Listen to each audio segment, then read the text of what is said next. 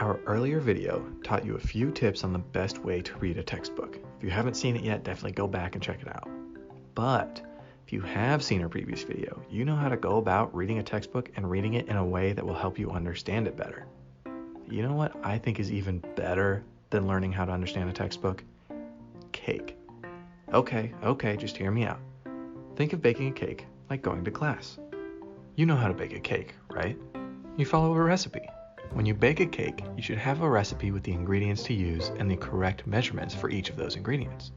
When you go to class, you've also got a recipe of sorts with all of the ingredients you need to make a successful class. Your textbooks. Picture this. You're in the kitchen about to bake a cake. What is the very first thing that you should do? Read the recipe.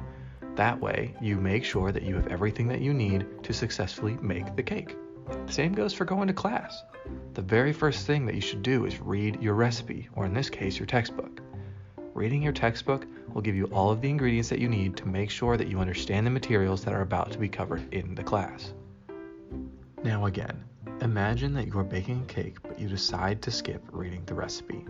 You would be completely unprepared and the cake would end up with totally wrong ingredients and turn out terrible and inedible. If you go to class without reading the textbook first, you will be unprepared for the lecture and you will quickly get lost in the materials being covered, which makes more work for you in the long run because you'll have to go back and relearn that material that the professor is presenting.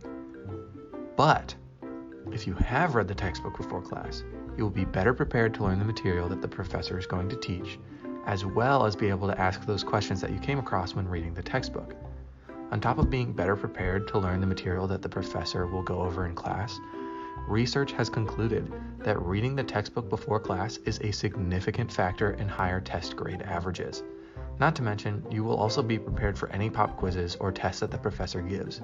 And yes, college professors can give out pop quizzes too.